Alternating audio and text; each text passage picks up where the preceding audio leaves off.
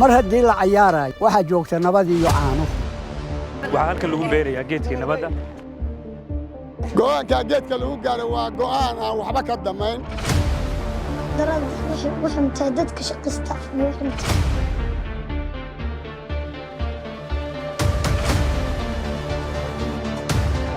maxaa ku baaqaysaan maxaa u taagantihiin waxaan joognaa banaanka magaalada Sheerbi nabaduna waxay leedahay shalay wax ka dhaceen maantana aan qarka ku raacno wadan ka cashaynayno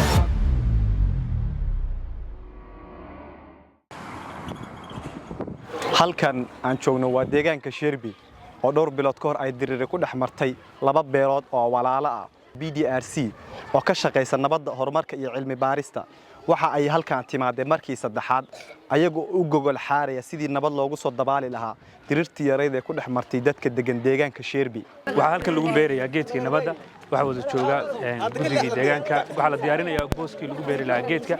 dhawaan waxaan gelin doonaa geedkii lagu beeri lahaa oo geedka nabadda noqon doona insha Allah geedkan maanta la beeray wuxuu nooga dhigan yahay colaadii iyo dhibaatadii meesha ka dhacday in laga soo bogsaday geedka nabadda la yiraahdo in la wada dhigay bulshadii oo isku dhan go'aanka geedka lagu gaaray waa go'aan aan macnaha waa go'aan aan waxba ka damayn oo sidaas lagu nabadeeyo oo sidaa lagu qaato wixii ka soo noqda oo dhiba geedkaas inayan jirin oo sida hawshu u dhamaato si gaar waxay uga dhigan tahay deegaanka Sheerbi oo colaado ka soo kabtay wuxuu uga dhigan tahay saddex galaanin dadkii oo dadku isku yimaadaanin oo wixii dhacay laga noqdo xaydhalay nabadda waxa laga dhaxlaa khayr waxa laga dhaxlaa isu imaad waxa laga dhaxlaa bulsho wada cayaaraysa waxa laga dhaxlaa ummadoo isu soo hilowdo isu timaada ku dhuftay wariyaa cayaal meesh ka gudniga shacabka hadda wax sideedaba waxa la yiri meel lagu cayaaraya lagu caana maalaa meel laga dudayaa door lagu xabaalaa mar haddii la cayaarayo waxaa joogta nabad iyo caano iyo rag isu soo hiloobay yaa cayaartu waxay leedahay isu soo hilow waxay leedahay isu imaad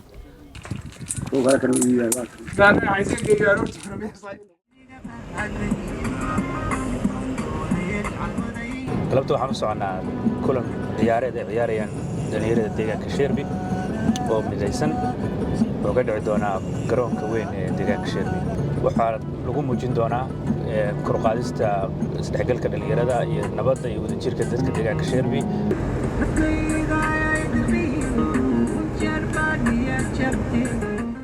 mustaqbal balena mustaqbalkeena marna iska ciyaarnaa anagu wixii istagaalay waxaan ma gelin anagu waxaan nahay dad maxay teen koraya sportisa garoonka wax ku ciyaara waaweyn iyo yar yar dhalinyarada magaalada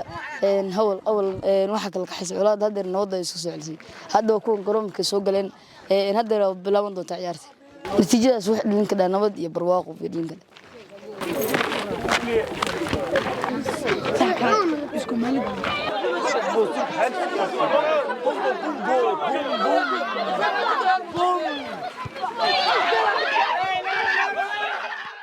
astaantan igu qoran waxa weeye waxay ka turjumaysaa Sheerbi waa nabad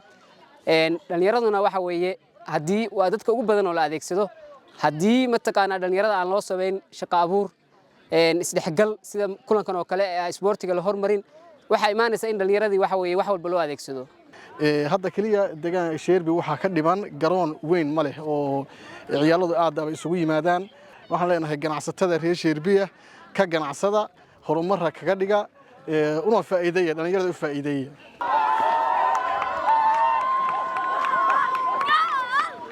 ciyaar qurux badan oo wanaagsan oo qiimo leh oo soo bandhigaan oo xirfad ay ku dheehan tahay sidoo kale kulanku wuxuu ahaa isku dhaf dhammaan xaafadaha deegaanka Sheerbi sidii ay xaafad uma wada ciyaareen laakiin waxay u wada ciyaareen xaafad walba xaafadda kale ayay isku dhafa ay u wada ciyaareen si qurux badan ayay u wada guuleysteen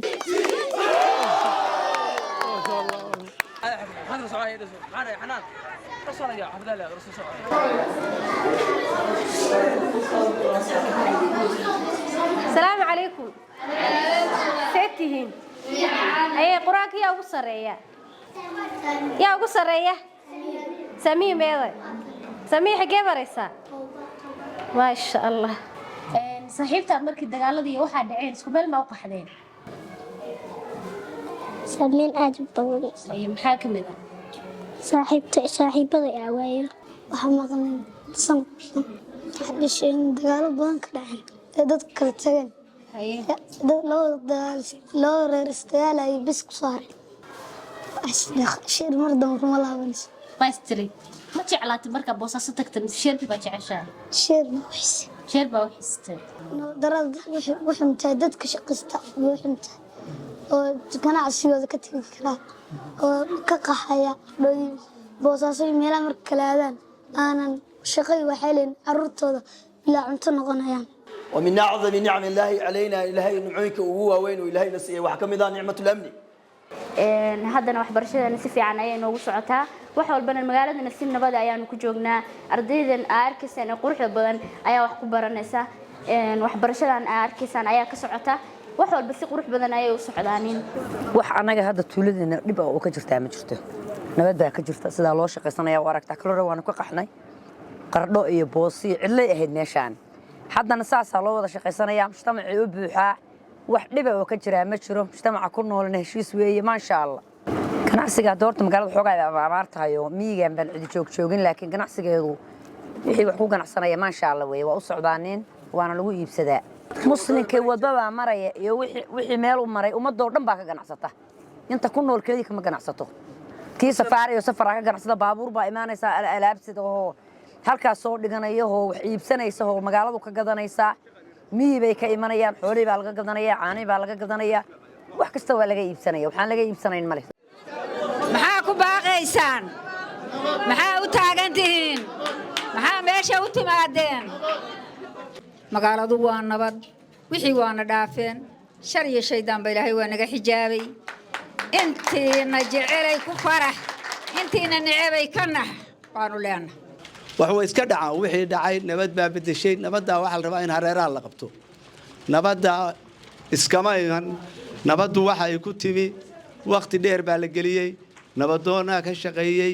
guddi harti baa ka shaqeeyey isimaa ka shaqeeyey dowladda puntland baa gacan buuxda ka qaadatay waxaan u baahannahay inaan gacmaha nabadda ka buuxsanno dhammaanteed si wada jira oo mug iyo miisaan leh aan u hantino sheerbi waxaa degan 3 qabiil 3 qoys